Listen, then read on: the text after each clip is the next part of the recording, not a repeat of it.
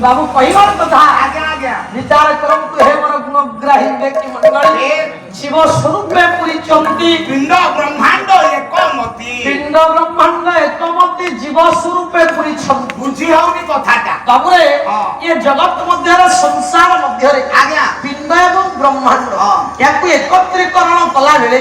आमे माने समस्ते संसार रे जीव रूप रे जन्म ग्रहण करिचंती जीव ए जगत रु निश्चय दिने ना दिने जीव आमे जेते जन्म ग्रहण करिचे मा समस्त जणे जणे जीव भागवतकार कहिले जीव स्वरूपे पुरीछंती पिंड ब्रह्मांड एकमति पिंड एवं ब्रह्मांड ये शरीर एवं संसार ये जगत एवं ये शरीर अपा ये होछि समान माने समान पिंड जहा ये ब्रह्मांड होछि सया ले ला पिंड रे खोजिले मिले अंधारा छात्र मिले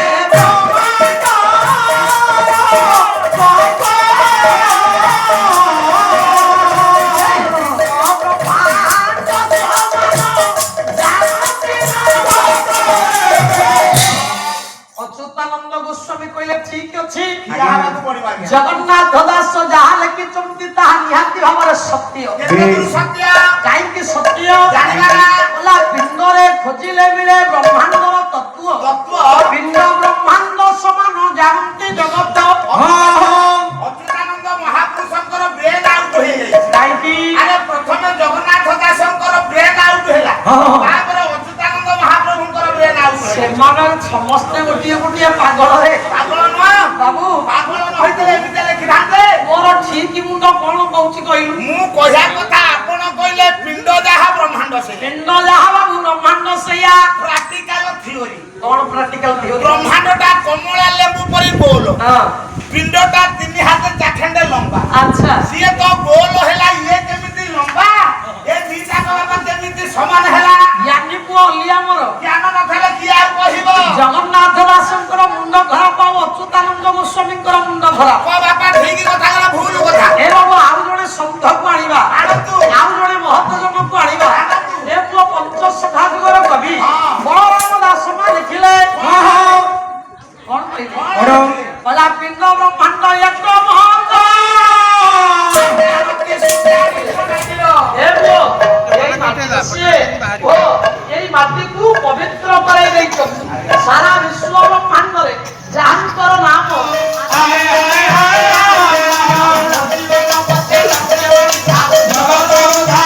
ଆଜି ପର୍ଯ୍ୟନ୍ତ ଯେତେ କବି ମାନେ ବାହାରିଛନ୍ତି ଯେତେ ମହତ ଜଣ ମାନେ ବାହାରିଛନ୍ତି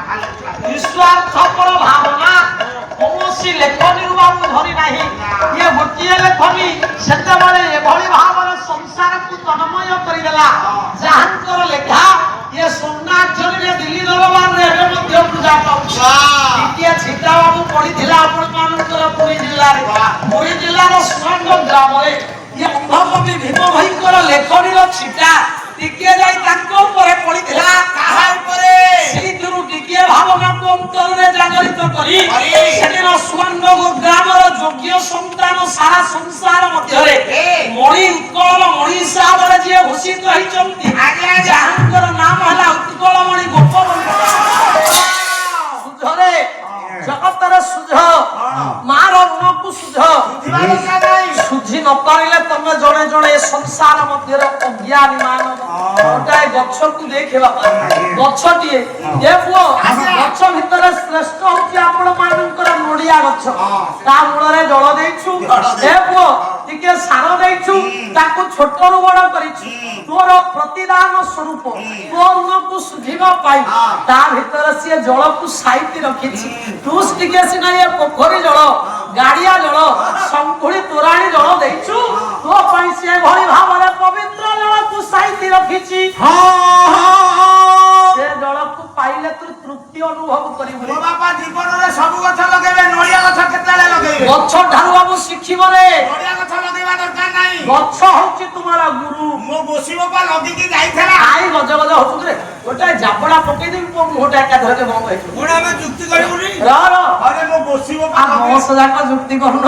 ତମେ ଜଣେ କାହିଁ ଯୁକ୍ତି କରିବ ସମସ୍ତେ ମିଳିମିଶିକି ଯୁକ୍ତି କର ହଉ ହଉ ମୋ ଗୋସି ବାପା ଲଗେଇଲା ଫଳ ଆମେ ଖାଇଲୁ ସିଏ କୁଆଡେ ଗଲା ଏଇ କହିବାର କଥା ଆଜ୍ଞା ସୁଝିବ କାହାର ଅନ୍ନ? ନାତି ମାନଙ୍କର ଏଇ ଧରିତ୍ରୀ ମାତାର ଅନ୍ନ ସୁଝ। ଧ୍ରୁବ ମାର ଅନ୍ନ ସୁଝ। ଯିଏ ଆମକୁ ଏ ଜଗତକୁ ଆଣିଲା। ଉତ୍କଳମଣି ଗୋପବନ୍ଧୁ ଦାସ କହିଲେ ମିଶୁ ମୋର ଦେହ ଏ ଦେଶ ମାଟିରେ, ଦେଶବାସୀ ଚାଲି ଯାଆନ୍ତୁ ପିଠିରେ, ଦେଶର ସ୍ୱରାଜ୍ୟ ପଥେ ଯେତେ ଗାଢ, ପୁରୁ ତହି ପଡି ମୋର ମାଂସ ହାଡ଼। ଭୀମ ଭୋଇ କହିଲେ ଏ ଜୀବନ ପଛେ ନରକିଆ ପଡି ଥାଉ, ଜଗତ ଉଦ୍ଧାର ହଉ। ନିଜକୁ ନରକଗାମୀ କରାଇ ନିଜକୁ ଏ ପଥ ଭିତରେ ପୁଅ ସଜେଇ ଦେଇ ହାଡ଼ ମାଂସକୁ ଏ ଶରୀରର ଖାଲ ସଂସାରର ଖାଲ ଖୁଣାରେ ଭରପୁର କରାଇ ଯିଏ ଦେଶବାସୀଙ୍କୁ ନିଜ ପୃଷ୍ଠ ଭାଗରେ ଚଲେଇ ଦିଅନ୍ତି, ଜଗତକୁ ଉଦ୍ଧାର କରିବା ମାର୍ଗରେ ମାର୍ଗୀ କରାନ୍ତି,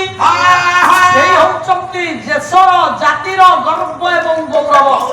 ଆପଣ ମାନଙ୍କର ଅନ୍ଧ କବି ଭୀମ ଭୋଇ କହିଲେ ବଳେ ପିଣ୍ଡରେ ନଥିବା କଥା ବାବୁ ବ୍ରହ୍ମାଣ୍ଡରେ ନାହିଁ କଥା।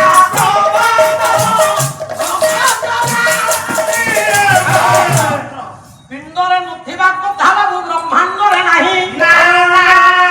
ଯୋଉ କଥା ଏ ଶରୀର ଭିତରେ ତମେ ଦେଖି ନ ପାରିବ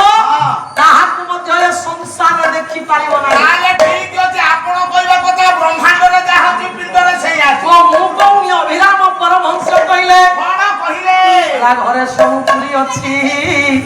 ଘରେ ନ ଖୋଜି ବାହାରେ ଖୋଜୁଛି ମୋ ଭାଇଆ ମନ, ମୋ ଭାଇଆ ମନ, ପିଣ୍ଡେ ବ୍ରହ୍ମାଣ୍ଡ ରହିଛି ଭାଇଆ ମନ। ଘରେ ସବୁ ପୁରୀ ଅଛି, ଘରେ ନ ଖୋଜି ବାହାରେ ଖୋଜୁଛି ଏ ପୁଅ, ପିଣ୍ଡେ ବ୍ରହ୍ମାଣ୍ଡ ପୁରୀ ରହିଛି। ହେ ମୋର ଜ୍ଞାନେନ୍ଦ୍ର ପୁଙ୍ଗବ, এইটা হচ্ছে গোটাଏ ঘর। কোনটা না তো শরীর হচ্ছে গোটাଏ ঘর। ସେ ଘର କଥା ମୁଁ କହୁନି, ବ୍ରହ୍ମାଣ୍ଡରେ ଯାହା ଅଛି ପିଣ୍ଡରେ ମତେ ସେଇଆ ଦେଖାନ୍ତୁ। ପ୍ରାକ୍ଟିକାଲ ଥିଓରି, ବ୍ରହ୍ମାଣ୍ଡରେ ଗୋଟେ ଆମ୍ବ ଗଛ ଅଛି, ଅଛି ଏ ଶରୀରରେ ଗୋଟେ ଗଛ ଦେଖାନ୍ତୁ। ବାବୁ ଏ ଶରୀରରେ ଗଛ ଦେଖିବୁ, ଏ ଶରୀରରେ ଗଛ ଦେଖିବୁ କେତିକି ନୁହଁ ତା ପୂର୍ବରୁ ସେ ଗଛର ଫଳ ଫଳୁଛି, ଫଳୁଛି, ପାଚୁଛି, ପାଚୁଛି, ପକ୍ଷୀମାନେ ଖାଉଛନ୍ତି, ଖାଉଛନ୍ତି, ଖାଇକି ପକ୍ଷୀମାନେ ଆନନ୍ଦରେ ଉଡି ଯାଉଛନ୍ତି, ଉଡୁଛନ୍ତି। ଏ ଶରୀରରେ ଯଦି ଗୋଟେ ଗଛକୁ ଦେଖିବା, ଏ ଶରୀରରେ ଗଛ କିଏ, ଫଳ କିଏ, ପକ୍ଷୀ କିଏ, କି ଆନନ୍ଦରେ ଉଡି ଯାଉଛି। ଏ କେତେ କଥା ବୁଝିବ ପ୍ରାକ୍ଟିକାଲ ବାବୁ, ଏତେ କଥା ବୁଝିବାକୁ ତ ଧୈର୍ଯ୍ୟ ରହିଲେ ତ ପୁଣି ଟଙ୍କା ନବା ହାଡ କାମ କାହିଁକି ପାଇଁ ଜାଣିছে ତମ ହାଡରେ କିଏ ଟଙ୍କା ନଉଛି କି ଦେଇଛନ୍ତି। ରହ ଏ ପୁଅ କହିବାର କଥା, ଆଜ୍ଞା ତୁ ଦେଖିବୁ ଗଛ, ପ୍ରାକ୍ଟିକାଲ ଥିଓରି, ଶରୀର ଭିତରେ ଗଛ ବାବୁ କେଉଁଠି ଅଛି ଜାଣିବା। ସେଦିନ 13 ବର୍ଷର ଛୋଟିଆ ଛୁଆଟି ଯାଇଛନ୍ତି ବାବୁ ଗଛ ଦେଖିବେ ବୋଲି, କୋଉଠିକି ନା ସଂସାରକୁ ଭ୍ରମଣ କରିବା ପାଇଁ ବାହାରିଲେ। ଏ ମା ସଂସାର ଭ୍ରମଣ କରୁ କରୁ ସଂସାର ଏମିତି ତାଙ୍କୁ ବାନ୍ଧିଲା, ସଂସାର ସବୁ ତାଙ୍କୁ ନୂଆ ନୂଆ ଲାଗିଲା। ଆଶ୍ଚର୍ଯ୍ୟଜନକ କଥାକୁ ଦେଖି ଆସୁ ଆସୁ ଟିକେ ବିଳମ୍ବ ହେଇ ପଡିଲା। ବିଳମ୍ବ ହେଲା ବେଳେ ମା ମନ ଧରିଲା, ମୋ ପୁଅ ଯାଇଛି କାହିଁକି ଏପର୍ଯ୍ୟନ୍ତ ଫେରେ, ଯେତେବେଳୁ ଗଲାଣି ଯେ ଏପର୍ଯ୍ୟନ୍ତ ଆସିନି। ଅପେକ୍ଷା କରିଛନ୍ତି ରାଧା ମା ଆସି ପହଞ୍ଚିଗଲା। ପୁଅ ଯେତେବେଳେ ପହଞ୍ଚିଲା ମା ମୁଣ୍ଡ ଠାରୁ ପାଦ ପର୍ଯ୍ୟନ୍ତ ପୋଛି ଦେଲା, କାହିଁ ସେମିତି ହବୁରେ ବସ ବହୁତ ଫୁଟଉଛି ରହ। ସେଦିନ ବାପା ଇଏ ମୁଣ୍ଡ ଠାରୁ ପାଦ ପର୍ଯ୍ୟନ୍ତ ପୋଛି ଦେଲା, ପୋଛି ଦେଇ ଡାକିଲା କହିଲା ବାବୁ ତୁ କୁଆଡେ ଯାଇଥିଲୁ, ଏପର୍ଯ୍ୟନ୍ତ ମୁଁ ତତେ ଖୋଜୁଥିଲି କାହିଁ ଏପର୍ଯ୍ୟନ୍ତ ଆସୁନଥିଲି। ସେଦିନ ଦୁଇ କରକୁ ଯୋଡିଦେଲା ଏ 13 ବର୍ଷର ପୁଅ କହିଲା ମା ଶୁଣନ୍ତୁ ମୁଁ କୁଆଡେ ଯାଇଥିଲି। କହିଲା ମା ତ ହେଇ ମୁଁ ଯାଇଥିଲି ଏକା ନେତ୍ର ଦେଖି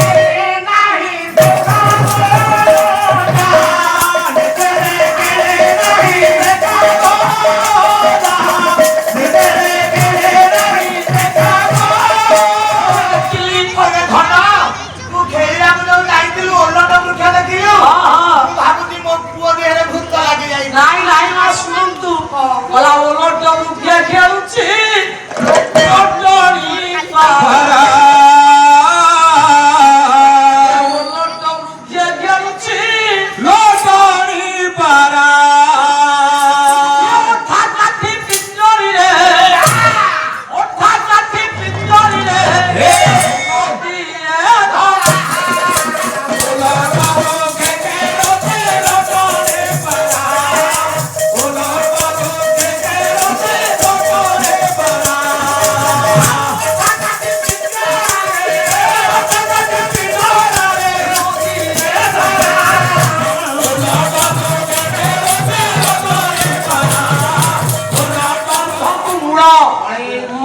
ଶାଖା ମଦ ବୋଇଲେ ତଳକୁ ରହିଲା ଶାଖା ଇଏ ଡାଳ ପତ୍ର ତଳକୁ ଅଛି ଉପରକୁ ଆପଣ ମାନଙ୍କର ଚେର ତଳକୁ ହଉଛି ଡାଳ ପତ୍ର ଆପଣ କହିବା କଥା ଶରୀର ହଉଛି ଗୋଟେ ଓଲଟ ବୃକ୍ଷ ଏ ପୁଅ ଇଏ ଶରୀର ଓଲଟ ବୃକ୍ଷ ବୋଲି କେତେବେଳେ ମତେ କହିଲାଣି ଏ ପୁଅ ଜଗତରେ ଓଲଟ ବୃକ୍ଷ ଦେଖିଲି ବୋଲି ଅଭିରାମ ପରମହଂସ କହୁଥିଲା ବେଳେ ମା ପଚାରିଲେ ବାବୁ ଓଲଟ ବୃକ୍ଷଟା କିଏ ଓଲଟ ବୃକ୍ଷ ଏ ଜଗତରେ କିଏ ସେ ଗୋଟିଏ ବୃକ୍ଷ ଭାଗବତ ଜ୍ଞାନ ଜଗନ୍ନାଥ ଦାସ ପ୍ରମାଣ ଦେଲେ କହିଲେ ମୁନି କହୁଛି ରାୟ ଶୁଣ ମାନବ ରୂପୀ ଓଲଟ ବୃକ୍ଷରେ ମା ଉପରକୁ ଚେର ଇଏ ମସ୍ତକର କେଶ ହଉଛି ଚେର ସଦୃଶ ଇଏ ହସ୍ତ ଏବଂ ପାଦ ହଉଛି ଡାଳ ପତ୍ର ସଦୃଶ ବୃକ୍ଷ ମୂଳରେ ଜଳ ଦିଆଯାଏ ସାର ଦିଆଯାଏ ଇଏ ମନୁଷ୍ୟ ରୂପୀ ଓଲଟ ବୃକ୍ଷ ମୁଖରେ ଖାଦ୍ୟ ଖାଉଛି ସବୁରେ ଉପରୁ ଖାଦ୍ୟ ସିଏ ଖାଉଛି ଇଏ ବୃକ୍ଷର ତଳେ ବା ମୂଳରେ ଖାଦ୍ୟ ଦିଆଯାଏ ମନୁଷ୍ୟ ରୂପୀ ଓଲଟ ବୃକ୍ଷ ଉପରୁ ଖାଦ୍ୟ ଖାଏ ଜଗନ୍ନାଥ ଦାସ ଭାଗବତରେ କହିଲେ ପ୍ରତ୍ୟେକ ମାନବ ଗୋଟିଏ ଗୋଟିଏ ଓଲଟ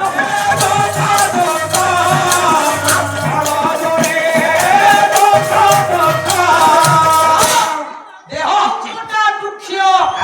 ଏ ଦେହ ରୂପୀ ବୃକ୍ଷରେ ଜଗନ୍ନାଥ ଦାସ କହିଲେ ଫଳ ଯୋଡ଼ିଏ ଦୁଃଖ ସୁଖ ଦୁଃଖ ଏବଂ ସୁଖ ରୂପୀ ଦୁଇଟି ଫଳ ବାବୁ ସବୁବେଳେ ଫଳୁଛି ଆଜ୍ଞା ଏ ଫଳ ସବୁବେଳେ ଫଳେ ଆଉ ଆପଣଙ୍କର କହିଲେ ମେହେର ପୁଅ କହିଦେଲେ ଗଙ୍ଗାଧର ମେହେର ଏ ପୁଅ ସୁଖ ଦୁଃଖ ବେନି ଫଳ ଇଏ ସୁଖ ଦୁଃଖ ବେନି ଫଳ ମନୁଷ୍ୟ ଚକ୍ରରେ ମନୁଷ୍ୟର ଭାଗ୍ୟ ଚକ୍ରରେ ଆସେ ଦୁଃଖ ସ୍ୟାନନ୍ତରଂ ସୁଖ ସୁଖ ସ୍ୟାନନ୍ତରଂ ଦୁଃଖ চক্রবর্ত পরিবর্তনতে সুখানিচ সুখানিচ জ্ঞান বর্ণিজি সিস্টেমেটিক্যালি যে মনুষ্য রূপী ভাগ্য চক্রে ঘরে মনুষ্য রূপী বৃক্ষরে সবুବେଳେ দুঃখ ফল ফলুছি নহলে সুখ ফল মনুষ্য রূপী বৃক্ষরে বাবা সদা সর্বদা ফলুছি তাহলে বৃক্ষরে যে ফল ফলুছি তাকে কাউ কইলি কেতে প্রকার পকি খাউଛନ୍ତି দুঃখ ফল ফলুকি সুখ ফল ফলুকি জ্ঞান ফল ফলুকি বাবু ভক্তি ফল ফলুকি এ পুଅ ଏ ଫଳକୁ ପକ୍ଷୀ ନିଶ୍ଚୟ ଖାଇବ ସେଠି ପକ୍ଷୀ ମାନେ ଖାଇଲା ବେଳେ ଏଠି କୋଉ ପକ୍ଷୀ ଖାଉଛି ଶରୀରରେ ଯୋଉ ପକ୍ଷୀ ବାବୁ ବାସ କରିଛି ତାହେଲେ ପ୍ରଥମେ ଦେଖିବା ଶରୀରରେ କୋଉ ପକ୍ଷୀ ଅଛି ଶରୀରରେ ଆଜ୍ଞା କୋଉ ପକ୍ଷୀ ଅଛି ଏ ପୁଅ ଇଏ ମନ ସୁଖ ପକ୍ଷୀ ରୂପରେ ଏଣେ ତେଣେ ରୂପଇ ଏଣେ ତେଣେ ଭ୍ରମଇ ବାବା ଇଏ ଶରୀର ଭଟରେ ଶରୀର ବୃକ୍ଷରେ ମନ ରୂପେ ସୁଖ ପକ୍ଷୀ ଏଣେ ତେଣେ ଭ୍ରମଣ କଲା ବେଳେ ଯେତେବେଳେ ତାକୁ ଇଚ୍ଛା ହୁଏ ସିଏ ଏ ଦୁଃଖ ଫଳ କିମ୍ବା ସୁଖ ଫଳକୁ ଖାଏ ଆଚ୍ଛା ସାରେ କଣ କହିଲେ ଏ ସଂସାର ଭିତରେ ଇଏ ସୁଖ ପକ୍ଷୀ କରୁଛି କଣ କଳ୍ପ ଶିକ୍ଷା ସୁଖ ସୁଖ ସୁଖ ଫଳକୁ ଖାଇସାରିବା ପରେ କଳ୍ପ ଦ୍ରୁମ ଶିକ୍ଷା ସୁଖ ବ୍ରାହ୍ମ ମୁହୂର୍ତ୍ତରେ ହୋଇ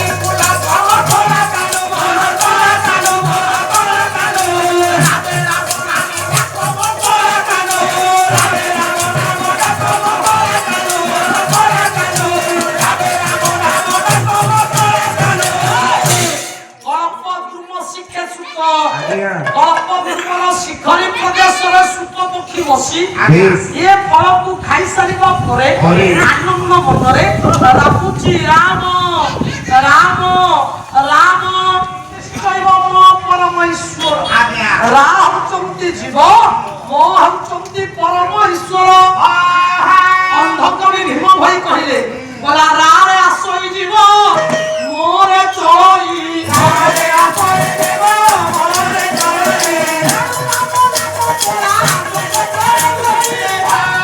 ছপন কোটি জীব যেতে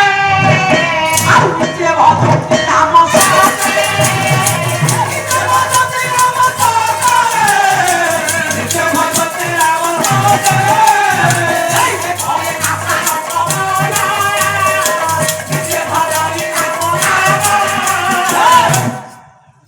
নাসার পবন খুশিরা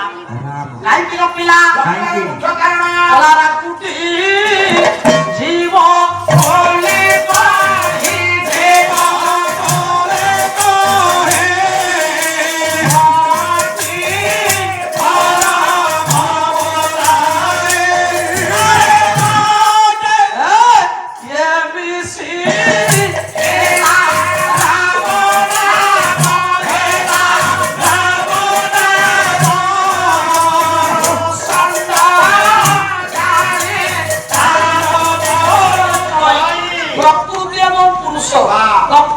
ସଂସାର ମଧ୍ୟରେ ବିଚଳିତ ହେଇ ହେଇ ଖୋଜି ଖୋଜି ଯେତେବେଳେ ପୁରୁଷ ସହିତ ମିଶିଯାଏ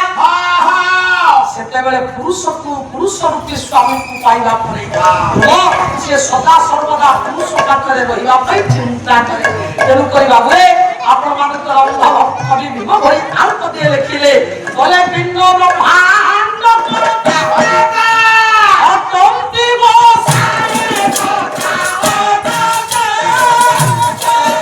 ଶୂନ୍ୟ ଦେହି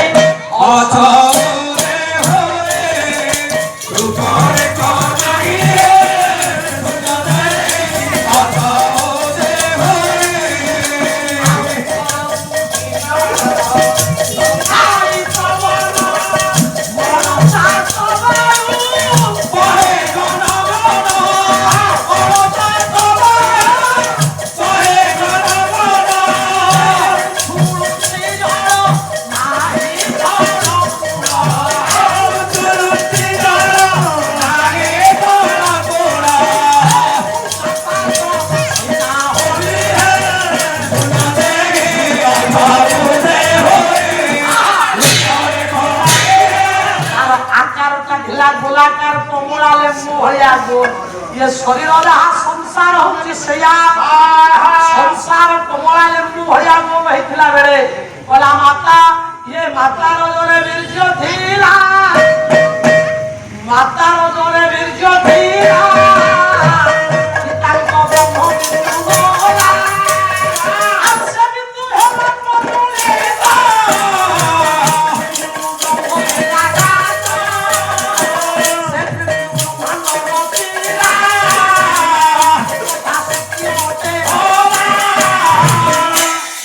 पतुले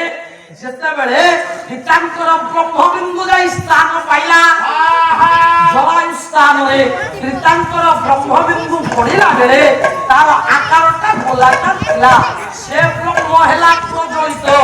এবং সামগ্রী দ্বারা রজবীর্য একত্রীকরণ হেলা বেলে তাহা প্রজ্বলিত হই গোটাଏ ব্রহ্মর আকার ধারণ কলা এবং এ ব্রহ্মরু সৃষ্টি হেলা কিয়েছে না প্রত্যেক জীব ব্রহ্মরু জীব এ জগতକୁ ଆସିଲା ବେଳେ ତା ଶରୀର তোরি ভଳିଆ লম্বা ହେଇଗଲା ଆମ ପିଣ୍ଡ ବ୍ରହ୍ମାଣ୍ଡ ଏକମତି ସେଇ ପିଣ୍ଡ ବ୍ରହ୍ମାଣ୍ଡର କର୍ତ୍ତା ବିଶ୍ୱ ବ୍ରହ୍ମାଣ୍ଡର ଅଧିନାୟକ ଭଗବାନ ପରମ କାରୁଣିକ ପ୍ରେମମୟ ଆଜି ଏ ପବିତ୍ର ଦରବାରରେ ସମବେତ ହେଇଥିବା ସମସ୍ତ ବାଳ ଧୌନିତା ମାନଙ୍କର ତଥା ଏ ଅନୁଷ୍ଠାନର କର୍ମକର୍ତ୍ତା ମହୋଦୟ ମାନଙ୍କର ଏ ପବିତ୍ର ପରିବେଶକୁ ଯୋଉ ବାପା ମାନେ ଭାଇ ମାନେ ସୃଷ୍ଟି କରେଇଛନ୍ତି ଏ ପୁଅ ସ୍ନେହ ଶ୍ରଦ୍ଧା ଭଲ ପାଇବା ଦେଇ ଏ ପାଲା ସୁନା ହୁଏ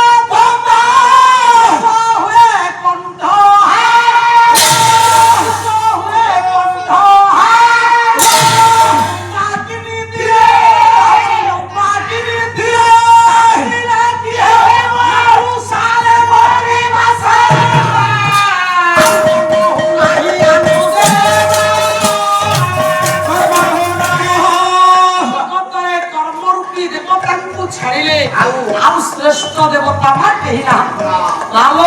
ये संसार भितरे आपण मानकर सारला शुद्रमुनि सारला सारला महाभारत रे गोटाए पद प्रमाण दियम आमे जेते जगत रे समस्त जन्म ग्रहण करिचन यही कहा इच्छा रे कार्यरत रुहन आपण मानकर शुद्रमुनि सारला सारला महाभारत रे मत देले बोला आकाश मध्य भुवन